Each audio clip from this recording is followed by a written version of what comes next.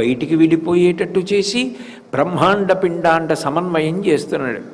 ఈ పిండాండం నిలబడాలంటే బ్రహ్మాండంలో గాలి ఉంటుంది. ఆ గాలిని పిండాండం పీల్చుకోవాలి. పీల్చుకుంటే రక్తం శుద్ధవుతుంది. మలినమైన గాలిని వదిలేస్తుంది. ఎవరు పుచ్చుకోవాలి? బ్రహ్మాండం పుచ్చుకోవాలి. దీనికి అన్నం కావాలి. కాసేపు ఆగితే 1 గంటన్నర 2 గంటలు పోతే దీనికి ఆకలిస్తుంది. దీనికి ఆకలి తీర్చుకోవాలంటే బయట పృథివీ వికారమును పొందుతుంది. ఓ యాపిల్ పండో, అరటి పండో, ద్రాక్ష పళ్ళో, పలహారమో ఏదో తింటాం. తింటే కడుపు నిండుతుంది. లోపల పిప్పి మిగిలిపోతుంది. దుర్గంధ భూయిష్టమైనటువంటి పిప్పి. ఇన్ని రంధ్రములున్న రోమకూపములు కోట్లుంటాయి, వెంట్రుకలు ఉన్న రంధ్రాలు. ఇన్ని రంధ్రాలు ఉన్న దుర్గంధం మాత్రం బయటికి రాకూడదు. తెల్లవారేటప్పటికీ సంవరణీకంఠరములు సడలిపోయి ఆ పిప్పి మలమంతా కూడా బయటికి వెళ్ళిపోవాలి. ఎవరు బయటికి వెళ్ళిపోయేటట్టు చేస్తున్నాడు? లోపల మిగిలిపోయినటువంటి పృథివిని ఎవరు పుచ్చుకుంటారు? మళ్ళీ బ్రహ్మాండమే పుచ్చుకుంటుంది. దీనికి మళ్ళీ ఆహారం కావలసి వస్తే బ్రహ్మాండంలోంచి తెచ్చి పిండాండంలో పడేస్తాం. పిండాండంలో పిప్పి మిగిలిపోతే మళ్ళీ బ్రహ్మాండం పుచ్చుకుంటుంది. దీనికి నీరు కావాలి. బ్రహ్మాండంలో నీళ్లు తీసి పినాకిని నీళ్లు పిండాండంలో పోసాం. మలినమైపోయిన నీరు మళ్ళీ ఎవరు పుచ్చుకుంటారు? మళ్ళీ బ్రహ్మాండమే పుచ్చుకుంటుంది మూత్ర రూపంలో విడిచిపెట్టేస్తే. ఇది నిలబడాలంటే గాలి కావాలి. బ్రహ్మాండంలో గాలి పిండాండం పుచ్చుకుంటుంది. పిండాండం లోపల మలినమైపోయిన గాలి వదిలేస్తే బ్రహ్మాండం పుచ్చుకుంటుంది. బ్రహ్మాండమనంద ఆకాశం ఉన్నది, పిండాండమనంద ఆకాశం ఉన్నది. రెండు సమన్వయం అవుతున్నాయి. ఎవరు ఈ బ్రహ్మాండ పిండాండ సమన్వయం చేస్తున్నారు? ఎవరి ఆజ్ఞ అయితే ఇక ఊపిరి వదిలిపెట్టినవాడు తీయట్లేదు, తీసినవాడు వదిలిపెట్టట్లేదు.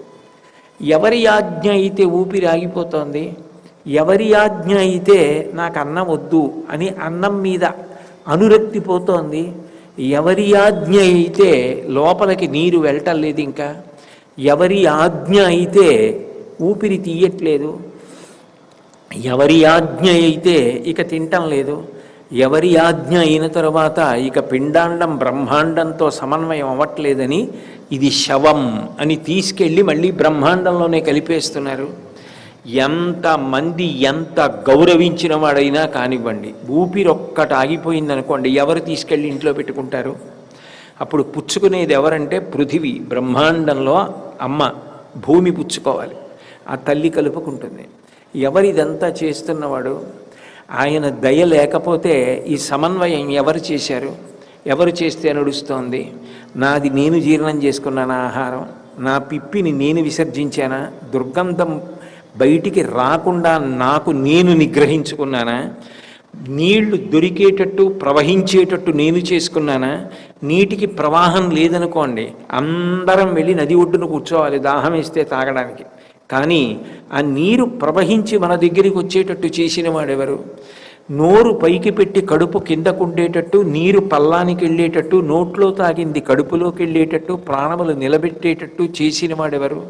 అగ్ని పైకి రావాలని నిర్ణయించినది ఎవడు? అగ్ని పైకి రాకపోతే వంట ఎలా చేసుకుంటాం? అడుక్కెళ్ళిపోతే నీరు కిందకి వెళ్ళిపోవాలి, మంట అయితే పైకి రావాలి. ఎవరు చేశాడు ఈ శాసనం? అందుకే ప్రహ్లాదుడు భగవంతుని యొక్క దయని విచారించవలసి వస్తే పానీయంబులు త్రావుచున్ కొడుచుచున్ భాషించుచున్ హాసలీలా నిద్రాదులు చేయుచున్ తిరుగుచున్ లక్షించుచున్ సంతత శ్రీనారాయణ పాద పద్మయుగళీ చింతామృతాస్వాద సంధానుండై మరచన్ సురారిసుతుడే తద్విశ్వమున్ భూవరా అన్నారు భాగవతంలో. నీళ్లు తాగుతుంటే భగవంతుడు గుర్తొచ్చాడు, తింటూ ఉంటే భగవంతుడు గుర్తొచ్చాడు. ఎక్కడో ధాన్యమా, అవి బియ్యమా, ఎక్కడో ఒక వంకాయ, రెండు నీళ్లలో ఉడికిస్తే మెత్తపడ్డాయా, కలిపితే అంత రుచిని నాలుక మీద రసాంకురములు గ్రహించడమా, అంత కఠినమైన దంతాల వాటి మధ్యలోకి నాలుక తొయ్యడమా, అవి నవిలిన తర్వాత మెత్తపడితే జాగ్రత్తగా కంఠంలోకి జారిపోయేటట్టుగా లాలాజనంలోంచి మ్యూకస్ స్టైలిన్ అన్న 2 పదార్థాలు పుట్టడమా, తద్వారా ముద్ద లోపలికి వెళ్ళిపోవడమా? నేను తిన్న పప్పన్నం, కూరన్నం, పచ్చడన్నం, పులుసన్నం కక్కితే నేనే తినను. అలాంటిది అన్నీ కలిపి లోపలికి వెళ్ళిపోతే అహం వైశ్వానరో భూత్వా ప్రాణినాం దేహమాశ్రిత ప్రాణాపాన సమాయుక్తం పచాన్యన్నం చతుర్విధం అని లోపల వైశ్వానరాగ్ని అయి ఆయన ఇవన్నీ కలిపిన పదార్థాన్ని పుల్లకంపుతో ఉన్నదాన్ని జీర్ణం చేయడమా? ఎవరు చేస్తున్నాడు ఇదంతా? ఆయనకి దయ